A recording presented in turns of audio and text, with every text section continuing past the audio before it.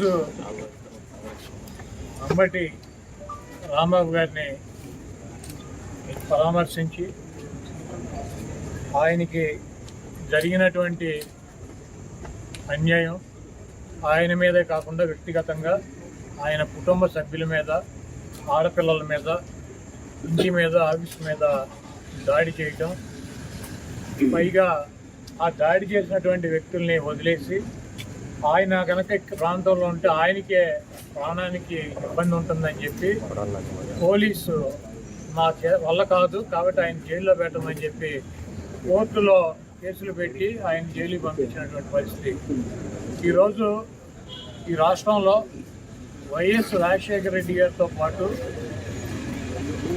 ఆయన శిష్యుడిగా, లేకపోతే ఆయన అంటే ఇష్టం ఉన్నటువంటి వ్యక్తిగా, ఆయనతో పాటు ఆయన కష్టాల్లోనూ, ఆయన సుఖాల్లోనూ, ఆయన అధికారంలో లేనప్పుడు కూడా పదవి ఉన్నా లేకపోయినా కాంగ్రెస్ పార్టీలో ఆయనతో పాటు నడిచినటువంటి వ్యక్తి అంబటి రాంబాబు గారు.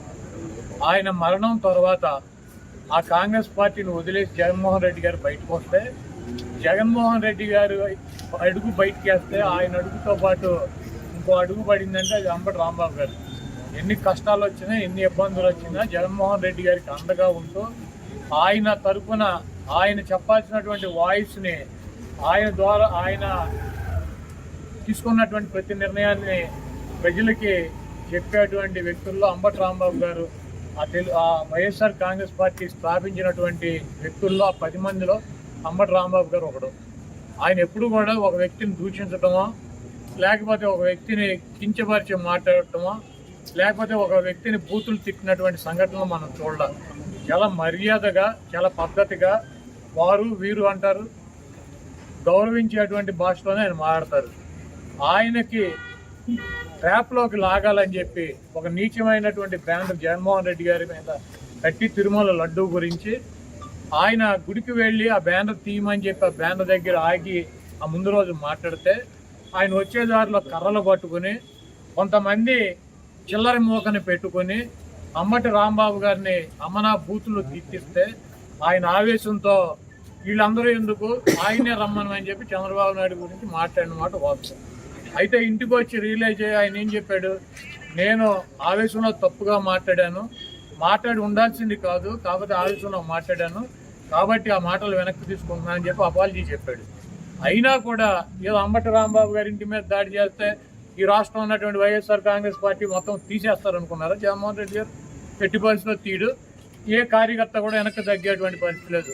దాడి చేయటం కాకుండా ఇంట్లో ఆడవాళ్ళని బూతులు తిట్టడం, ఆడవాళ్ళు ఉన్నటువంటి ఇంటి మీద దాడి చేసి కార్లు పగలు కొడతాం, ఇల్లు పగలు కొడతాం, ఆఫీస్ పగలు కొడతాం. ఈ చేతగాని పోలీసులు దగ్గరుండి కాపలాగా ఉండి ఇవన్నీ కూడా చేయించినటువంటి కార్యక్రమాలు. ఆయన అరెస్ట్ చేసి జైల్లో పెట్టారు. ఇప్పుడు ఏమైంది? 18 రోజుల్లో ఆయన బయటకు వచ్చాడు. ఈరోజు వైఎస్ఆర్ కాంగ్రెస్ పార్టీలో కానీ రాష్ట్రంలో కానీ ట్రెండింగ్లో ఉన్నటువంటి హీరో, సూపర్ హీరో ఎవడంటే అంబటి రాంబాబు గారు. ఆయన్ని మా పార్టీలోనూ ఈ రాష్ట్రంలోనూ ఆయనకు ఉన్నటువంటి ఆయన ఒక 40 సంవత్సరాలు 30 సంవత్సరాలు సంపాదించుకున్నటువంటి ఇమేజ్కి 3 ఇంతలు ఇమేజ్ తెచ్చిపెట్టారు ఆయన. కాబట్టి మీరు ఇంత దుర్మార్గంగా వ్యవహరిస్తున్నా కూడా, మీరు అప్రజాస్వామ్య పద్ధతిలో వైఎస్ఆర్ కాంగ్రెస్ పార్టీని అణచివేయాలని చెప్పి ప్రయత్నిస్తున్నా కూడా, మీరు జైల్లో పెట్టినటువంటి ఏ వ్యక్తి కూడా రాజకీయాలు వదిలేసి పారిపోలేదు. ఇది గుర్తుపెట్టుకోండి.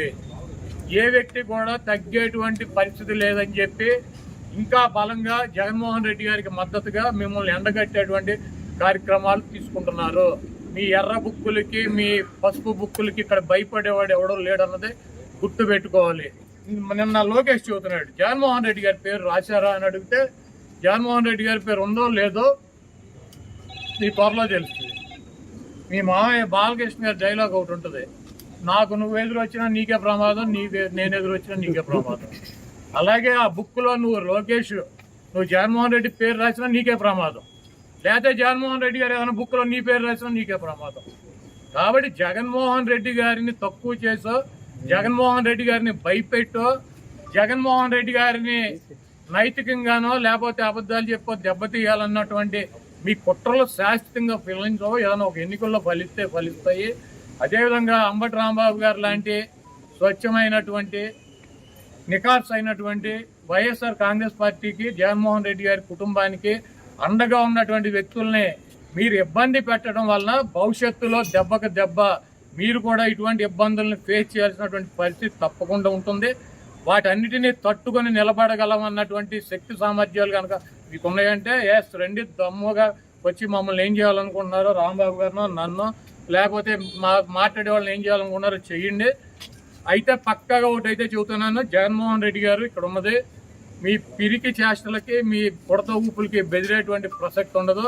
2029లో జగన్మోహన్ రెడ్డి గారు మళ్ళీ ముఖ్యమంత్రి అవుతాడు. మేమందరం జగన్మోహన్ రెడ్డి గారికి అండగా ఉంటాం. మీరు ఎన్ని ఇబ్బందులు పెట్టినా, మీరు ఆఖరికి జైల్లో పెట్టినా, మమ్మల్ని ఏం చేసినా కూడా మేమైతే వెనక్కి తగ్గేటువంటి పరిస్థితి లేదు. జగన్మోహన్ రెడ్డి గారు ఇచ్చినటువంటి ప్రతి పిలుపుకి స్పందిస్తాం. ఆయన చెప్పినటువంటి ప్రతి కార్యక్రమానికి మేము ముందుంటాం. ఇటువంటి పిచ్చి చేష్టలు మానేసి కల్తీ పాలు తాగి రాజమండ్రిలో చనిపోయారు ఎంతమంది? 7. టబాకాయలు తయారు చేస్తా కాకినాడ వేటపాలెంలో 21 మంది చనిపోయారు. శ్రీకాకుళంలో మంచినీళ్లు తాగి కల్తీ అక్కడ చనిపోయారు. మీకు సిగ్గు శరం ఉంటే ఇది చూసుకోండి. ఇటువంటి కార్యక్రమాలు జరగకుండా ప్రజలు ఇబ్బంది పడుతున్నటువంటి ఇబ్బందులు చూడకుండా ఇవన్నీ అంబటి రాంబాబు గారిని 18 రోజులు, వాళ్ళని వంశీని 145 రోజులు, చెవిరెడ్డి భాస్కర్ రెడ్డిని 208 రోజులు, లేకపోతే జోగి రమేష్ని 81 రోజులు, లేకపోతే రేపు నన్ను 100 రోజులు పెట్టినాం. వైఎస్ఆర్ కాంగ్రెస్ పార్టీకి ఏమీ కాదు. మేము కూడా వెనక్కి తగ్గేటువంటి పరిస్థితి ఉండదు. మిమ్మల్ని ప్రజల్లో ఎండగట్టడం ఖాయం. రేపు జగన్మోహన్ రెడ్డి గారు ముఖ్యమంత్రిగా ఈ రాష్ట్రంలో అధికారంలోకి వచ్చిన తర్వాత ఈ కార్యక్రమాలు చేసినటువంటి అధికారులను కానీ, వాళ్ళకి తొత్తులుగా పనిచేసి మా ఇళ్లు పగలు కొట్టించినటువంటి అధికారులు కానీ, వాళ్ళకి అడుగులకు మడుగులు ఎత్తి ఫిజికల్గా అంబటి రాంబాబు గారు లాంటి ఎక్స్ మినిస్టర్లని ఫిజికల్గా అరెస్ట్ చేయాలన్నటువంటి వ్యక్తులు కానీ ఎవరిని వదిలిపెట్టేటువంటి పరిస్థితి ఉండదు. జగన్మోహన్ రెడ్డి గారు చెప్పినట్టు సప్త సముద్రాల అవతల ఉన్నా కూడా తీసుకొచ్చి వాళ్ళందరికీ తగిన పనిష్మెంట్లు శాస్త్రం జరుగుతాయి 100%. ఎవరు కూడా వైఎస్ఆర్ కాంగ్రెస్ పార్టీ నాయకులు కానీ కార్యకర్తలు కానీ ఆధారపడవద్దు. అందరం కలిసి ముందుకెళ్దాం.